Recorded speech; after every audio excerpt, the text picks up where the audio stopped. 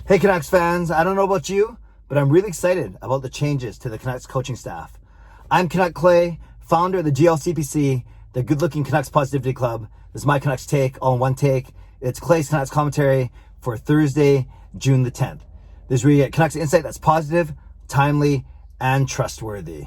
Yesterday I did a quick vlog about the coaching changes. I'm mostly talking about Ian Clark, and I promised that I would break it down a little bit more, so let's do that today. I got a jackhammer going behind me, but maybe it would be a nice rhythm, a nice cadence to the to my voice, a nice little bit of a background soundtrack. So let's go through the changes one by one, and let's talk about the effect they're going to have on the Canucks. So firstly, the Canucks said goodbye to one coach, and that is Newell Brown. He was with the Canucks for 4 years as an assistant coach in charge of basically the offense and the power play. A power play that was 14th overall during his time with the Vancouver Canucks. So not the best, but not the worst. 14th, basically just a tiny bit above average. He was one of the originators of the drop pass. Now almost every team uses the drop pass in the power play entry. Some teams do it better than the Canucks. Some teams do it worse than the Canucks. I just think you need more speed coming over the line, but that's for another video. So yes, Newell Brown on his way out. Everyone saying nice things about him, especially Travis Green saying no matter where he winds up or whatever team gets him is going to wind up with a really good coach. But I think we'd agree the power play was looking a little stale despite how much potential talent, not just potential, how much talent there is available to him. So I look forward to seeing something new on the Canucks power play. But we thank Newell Brown and we wish him the best of luck going forward. So let's talk about the extensions, and then we'll talk about the two new guys. Extensions: Ian Clark confirmed to be a 5-year deal, and that's the biggest point I made in my vlog yesterday. Is it's interesting, his 5 years matches Thatcher Demko's 5 years, which makes a lot of sense because obviously Clark is the most instrumental person in Thatcher Demko's development, and if Clark is as good as we think he is, and we know he is, then there's nothing wrong at all with him being here for the length of Thatcher Demko's current contract. So that's good for Ian Clark. There were some worries that maybe he was going to get impatient with the Vancouver Canucks or take his talents elsewhere. But we just know this is the way he negotiates. He likes to be respected. He likes, everyone likes generous offers, but he likes to, respectful offers in terms of money and term and timing. And Jim Benning, to his credit, never seemed that worried in all of his media availability. So Ian Clark signed for the next 5 years. The interesting nuance there is that Travis Green only has a 2-year contract, but obviously not equatable or whatever. If you lock Ian Clark up for 5, you should. And his new title is Director of Goaltending. So not just goaltending coach or goaltending development coach, or no, I think it's goaltender coach because the development coach is Curtis Sanford working with Abbotsford, but goaltending coach and now the Director of Goaltending, and that's Ian Clark. Video coach Daryl Seward has been extended as well. Don't know much about his details, but that's good for him, and obviously doing good work with the Vancouver Canucks. Don't have much to say about him, admittedly. And then behind the bench, Nolan Baumgartner has been extended, as well as Jason King. Now, Baumgartner has been in charge of the Canucks defense and their penalty killing, right? As Baumgartner doing D and penalty killing, Newell Brown doing offense and power play. So Baumgartner will continue to work with the defensemen, continue to work on the penalty kill. Jason King, ex-Canuck, he comes down from being an eye in the sky to actually being behind the bench now. And he, for all intents and purposes, is going to take over Newell Brown's spot, offense and power play. Now, Jason King wasn't the most gifted offensive player ever, but he did have the advantage of playing with the Sedins for at least 1 year. So he knows a bit about chemistry, about movement, about cycling the puck, about what it means to be good, at least power play person, or power play specialist, or at least what it takes to have a good power play. So Jason King basically takes a Newell Brown spot coming in from the press box, so to speak. And then, so that's Baumgartner on D, penalty kill, Jason King on offense and power play. And then adding to the mix behind the bench, a fourth coach behind the bench, another assistant coach, will be Brad Shaw. Now, Brad did one interview for sure with Sportsnet 650, 20 minutes long. Fascinating. I love how honest, how confident yet humble, how transparent he is. And they were asking questions like, he only got announced yesterday.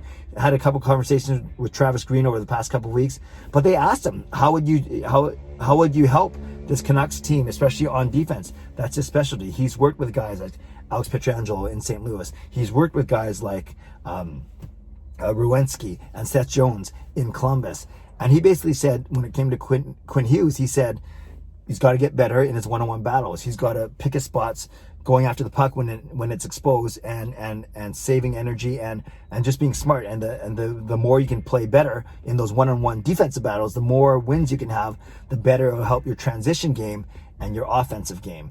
And then he extended that to the entire defensive core, saying they got to be better in their one-on-ones. They got to pick their spots better and not get caught cross-checking and slashing, but rather win those battles, and it'll lead to more transition and more offense. But even in the way he answered that simple question gave me a lot of hope for Brad Shaw. Now, he won't be doing defense, so that's Nolan Baumgartner's job. So I see him as almost a jack of all trades, although his specialties in defense, and I'm sure Baumgartner will lean in on him. He will also help with other areas of coaching. So on the bench next year, it'll be Travis Green with assistant coaches Brad Shaw, Jason King, and Nolan Baumgartner. So Shaw and King, new voices on the bench. That's basically 2 of the 4 guys behind the bench are going to be behind the bench, the Canucks bench, for the first time, literally on the bench. The other newcomer is Kyle Gustafson. Travis Green had experience with him in the Portland Winterhawks organization, and he comes to us, and he will come to us from Portland, from an assistant GM role, and he will be not only assistant coach, but a special, what do they call it? A special situations coach or something like that. That's probably the wrong name, but he won't be necessarily a skills coach, but he'll look at, different nuances, different elements of coaching. And so he won't be on the bench. He'll be an eye in the sky, basically taking over at least the eye in the sky part from Jason King. So that is Kyle Gustafson. Well, I'm sure we'll learn more about him as we go forward, even though I just butchered his job title. And then Chris Higgins, going back to Associate Director of Player Development. Last year, he was doing that for a bit. Then last year, they brought him up as to more of a skills coach, but then he'll be returning to more of a player development. I'm sure you still do skills in player development, but that will be Chris Higgins returning back to his job title that he had prior to this season. So those are all the changes. Extensions, then you have Ian Clark, Nolan Baumgartner, Jason King, Daryl Seward. You have change in job title, Chris Higgins, new guys, Brad Shaw, Kyle Gustafson, and then on his way out, Noel Brown. So those are all the changes. I'm excited just from what I heard from Brad Shaw in his 20-minute interview. I think there's a lot of neat ideas there, and if we're looking for some fresh ideas, if we're looking for some changes in not just necessarily personnel, but in tactic and strategy, I think we are going to start to see those this year. So Canucks fans, that's a quick breakdown.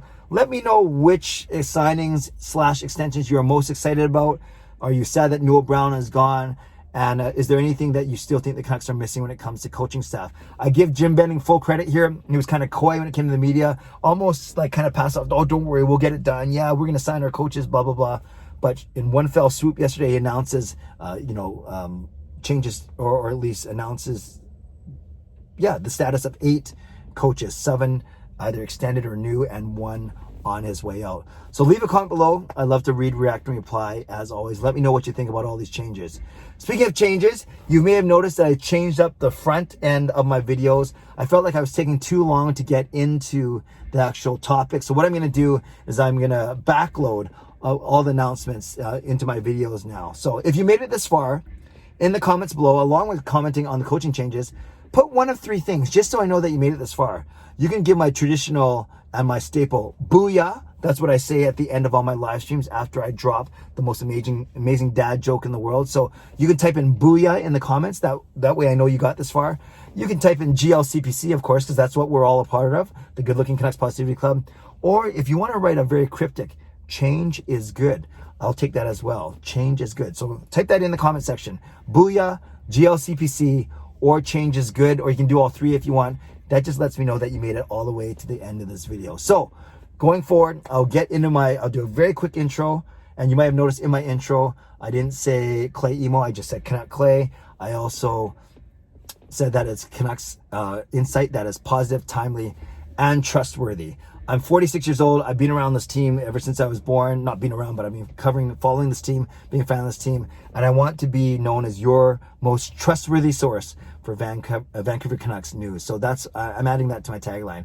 Canucks insight that is positive, timely, and trustworthy. And lastly, I'll do all my shout outs and announcements at the end of the videos, as in now. So I will not be doing a live stream tonight as much as I love to, because I have to get some studying done. I have to write a quick quiz that's due at the same time that I do my live streams. So I will do a live stream tomorrow night, Friday night at 10 p.m. where we can talk about some of these changes. So look for my live stream tomorrow night, Friday night, June the 11th. So that's the first announcement. Otherwise, the usual. I want to give a shout out to my Hall of Fame members: Jens95, Simalexander, Justin Credible, nucksfan number 29, Lucas Gates, Chris Seifried, Adam Broomfield, Shea Family Channel, and Jamie Sports Talk and more. Thanks for your support as always, and thanks to the support of all members of all levels. If you want to become a member of the CCC Crew, press the join button underneath this or any of my videos, or on the memberships tab on my YouTube channel. And of course, subscribe if you'd like to, like this video if you'd like to, become a member of this channel if you'd like to. Stay safe, stay healthy, take care of yourselves, and take care of each other. Have a great day. God bless, and go Canucks go.